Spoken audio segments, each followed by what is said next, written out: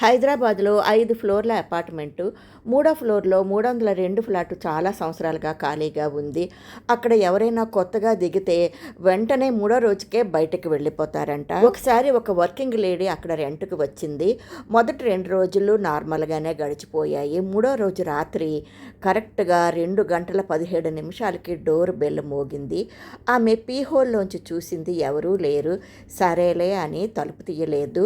మర్నాడు సెక్యూరిటీ గార్డును అడిగింది. Security guard ఇలా అన్నాడు, మేడం 2:17కి మన బిల్డింగ్లో లిఫ్టు ఎప్పుడు కూడా మూడో ఫ్లోర్కు వెళ్తుంది, కానీ అందులో ఎవరూ ఉండరు అని. ఆమె లైట్గా తీసుకుంది. ఏదో కోయిన్సిడెన్స్ అయి ఉంటుందిలే అని. మళ్ళీ మూడో రోజు రాత్రి 2:17కి డోర్ బెల్ మోగింది. ఈసారి కూడా పీహోల్లోంచి చూసింది ఎవరూ లేరు. తన ఫ్లాట్ డోర్ కెమెరా ఫుటేజ్ చూసింది. వీడియోలో క్లియర్గా ఉంది. ఒక చిన్న పిల్లవాడు డోర్ దగ్గర నిలబడి ఉన్నాడు. ఫేస్ మాత్రం బ్లర్గా ఉంది.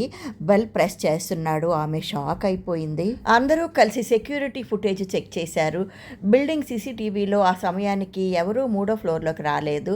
అప్పుడు సొసైటీ ఓల్డ్ రికార్డ్స్ చూశారు.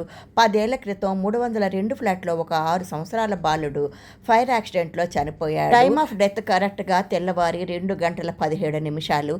అప్పటి నుంచి ఎవరైనా కొత్తగా 302లో ఉంటే మూడో రోజు 2:17కి బెల్ మోగుతూనే ఉంటుంది. కానీ డోర్ ఓపెన్ చేస్తే ఏమవుతుందో ఇప్పటి వరకు ఎవరూ తెలుసుకోలేదు.